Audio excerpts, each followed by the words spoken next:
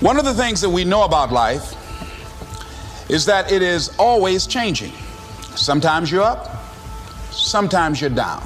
Sometimes things go real well, and sometimes they don't.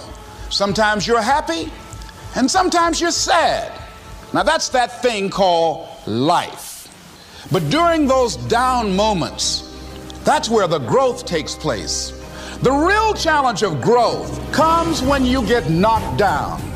Somebody said that adversity introduces a man to himself. What has brought you to this point? It doesn't matter about what happens to you. What matters is, what are you going to do about it? All of us have experienced some tragedy, and if we haven't, we will. And you can either let it destroy your life, or you can build upon it. Let it hold you down, or you can decide, I'm not going to let that happen to me. Make a declaration to yourself. Declare all out war that you're going to get out of this rut.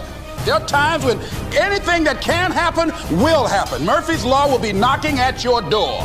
You've got to be willing to go against the tide. You've got to be willing to harness your will and say, in spite of this, I'm not going to let this get me down. I'm not going to let this destroy me. I'm coming back, and I'll be stronger and better because of it. You have got to make a declaration that this is what you stand for. Expect things to get better for you, because they are. See, life is cyclic. Whatever experience you're having right now, it has not come to stay. It has come to pass.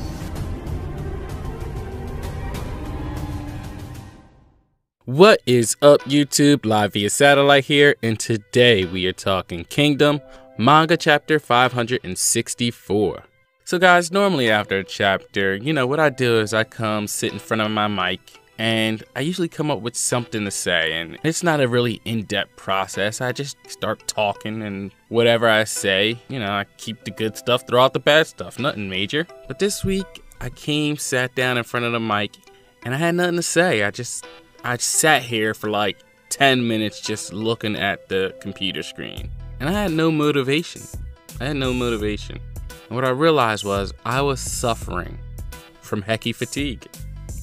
And you know what I think it is? I think I'm tired of saying the word hecky. Just saying hecky so much lately. It's bringing me down. It's putting me in a bit of a funk. And it wasn't even that this chapter was bad or anything. Like, we got the death of Katari, we had Kitari going the attack, and then we had the Figo King looking like a beast. So it wasn't like it wasn't entertaining. It's just that we've been overdosing on hecky. And then to see that Volume 51's cover is hecky too, it's just too much. It's just too much hecky. And the funny thing is, right, this chapter actually encapsulates Hecky's entire career in this one chapter. And there was so much going on, it was easy to miss. It was really easy to miss. Back in chapter 553, when the mountain people were all screaming General Hecky, General Hecky, and Hecky was overwhelmed, he turned to Katari and asked him, how does one say move out in your language? And we all know what happened. Katari told Hecky, Luden. He screams it at the mountain tribe and they all begin to move out. But isn't it the most amazing thing that in this chapter, when Hecky is ready to retreat, that without anyone being near him, without him asking any mountain tribe people how to say it, in fact, the translator Punin didn't even show up till afterwards. Hecky already knows the words called in, the mountain people's words for retreat. So either this man asked for how to say the word retreat prior to the battle, or he just naturally knows how to say the word retreat in every language there is. I just thought that was too funny. And you know what? I bet he has flawless pronunciation. Isaiah, say helicopter. Helicopter. Alright, so the chapter starts off with a beautiful cover page of Kitari and Katari. And it was here when I realized that what we thought actually happened did happen. Because there would be no real reason to show a page like this if Katari wasn't gonna die. And on the actual first page of the chapter, our fears are actually confirmed, as we see the blade coming directly out of Katari's back. And as Katari's looking on, this was actually a pretty painful scene to watch, because I don't think we've ever experienced a death from this point of view, where Katari actually has a front row seat to watch her brother die. And as Bunen lifts up to land his final blow, Kitari screams out in anguish. And I thought this was actually an interesting way for Har to actually show the death of Katari, because he doesn't really zoom in on this. He actually pans out. I almost feel like this is us actually seeing it from Heki's vantage point. And with that final smash, everybody is done. Like, you see Heki and the Meren tribe are just lost for words.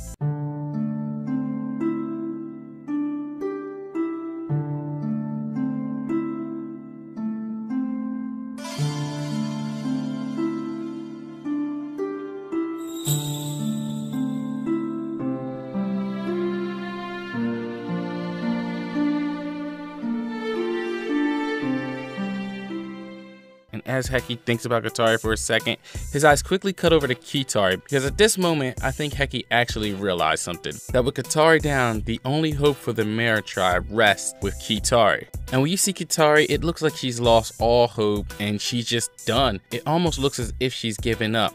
But after taking a closer look at this series of panels, Har did a very good job of showing that Kitari was at the brink of collapse. But she never quite did. It looks like she's about to go to her knees and slump over, her head's all down, but before she even touches the ground, you see her hand slap down to catch her fall, and she lifts her head with a different type of look in her eyes. And as she starts slicing through these Kwangrang with rage and avenging her brother on her mind, Heki calls out to her because he believes she's being too reckless. But this isn't the only thing that Heki has to deal with, because he's beginning to notice that the Meren tribe haven't chased after her to try and keep her safe. But this was due to the fact that seeing their chieftain Katari being slain on a battlefield had caused them so much despair that instead of feeling anger or vengeance, they actually lost the will to fight, which the Kwangrang soon took advantage of, because winning a fight is easy when you know your opponent isn't fighting back. What? Oh, yeah, knockout. Flawless victory. Ooh, the orangutan combo. Oh, fuck yeah. What's up, son? Ooh, karate kid chop, punch, kick block.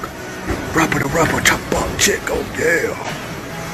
Oh, fuck yeah, little pole dancing action. What's good, homie?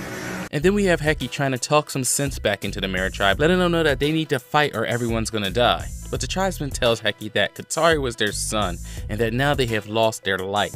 But Heki is trying to point out the fact that they have not yet lost their light, not as long as Kitari is still with them. Back on Katari, we see that she is still on a warpath, and she's taking these guys out trying her best to get to Bunen. But as she's facing off against these Kwangrang, she finds herself hit again with a bunch of arrows. And I'm telling you, man, Har has been putting a lot of holes in Kitari. I think I've seen her arms pierced about 4 or 5 times now. And I'm talking like straight through. I mean, he's got one going through her leg, he had a couple going through her arms. So I mean, she's getting pretty beat up. But praise be to Har for making sure that he avoids the most sensitive areas. With Kitari now hurt, we see a horseman coming in to take advantage of this and takes a swing to try and get an easy kill. And even though it appears she was able to block it somewhat, the hit sends her to the ground and you can tell that she's out of gas. And as another Kwangrang charges up to take off her head, he wasted a little too much time and finds himself stabbed in the back by one of Heki's men. And we see that Heki and his men have come yet again to save Kitari. And as Heki scoops her up and hops on a horse, he yells out "called in" to all the troops. And we find out that this means retreat in the Meren's language, and that Heki believes that if they don't do anything, the Meren tribe would just sit there and die. And I have to say that this was pretty quick thinking on Heki's part. I mean, he knew that it would be impossible for him to lead the Meren tribe in an actual fight, but for him to be able to lead them in retreat, this is a skill that Heki has mastered. Then over at Bunen, we see that he's actually watching this retreat, but a few of his soldiers want to let him know that Gyali has just breathed his last breath. But Bunen says he knows, and Bunen, not the sentimental type, tells these guys that if they don't have a death wish too, then they should hurry up and get after them. Back over at Heki, we see that Bunen has actually caught up with them, and he's asking Heki if they're falling back. And Heki tells him that they really had no choice but to try and regroup because the Meren tribe was gonna all just stand there and die. But Bunen reiterates the fact that in Yotaba's plan, they needed to kill all 3 brothers today. And Heki says he knows, but that's why he believes they need to regroup. But no one knows how they're supposed to be able to do that in this situation. And apparently right now, Heki doesn't either. But what I really found interesting about this conversation was the change in the terminology that Heki was using. Earlier in the chapter, we were talking straight up retreat. And then now in this scene, we're talking about regroup. And to me, they're 2 separate things. When you're talking about regroup, that seems like something you would try to do if you intend to continue the battle. Whereas retreat seems like something you're going to do if you intend to be done with this battle and try again the next day. so I'm going to touch a little bit more on that subject at the end of the review. But as they're trying to escape and as Heki's trying to explain what they need to do, they find themselves being attacked by more mounted archers. And as everybody's trying to ride as fast as they can with their heads down, Heki thinks to himself that the first step in regrouping is to try and save as many of the men as they possibly can. And as Heki's riding, we see concern on his face as he notices an unconscious Kitari murmuring the word brother in her sleep with tears streaming down her face. And if all of this wasn't enough, Heki gets more bad news as he finds out he's on a time limit because Punin lets him know that the sun is going down, which Heki can only respond to with, "Damn it all." Then we see as the Heki army is in the process of retreating while being chased down, that on a separate battlefield, there had actually been more death than there was on the Heki and Meretri's battlefield. And that was the battlefield where Torque and the Figo King were facing off.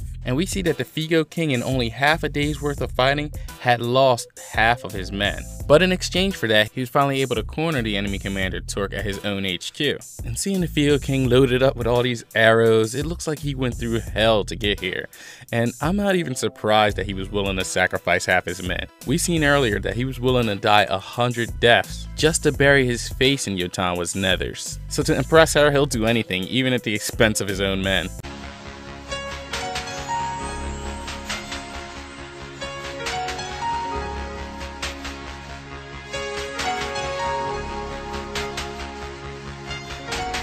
The Figo King, finally face to face with Torque, starts off by giving him somewhat of a compliment, stating that his men were stronger than he imagined, and that he'd give him that much at least, as he's just casually pulling arrows out of his body. But Torque calls him a fool for pretty much just bullying his way up to his HQ, and in the process losing more than double the men that he and his army have lost. But the Figo King comments that the amount of bloodshed that Torque has seen today is nothing compared to the battles that he's had between himself and Yotanwa, even stating that there were many times that his humongous balls would shrivel up with tension when facing off against her. And with Torque directly in front of him, he asked him, "Why do you not swing your sword?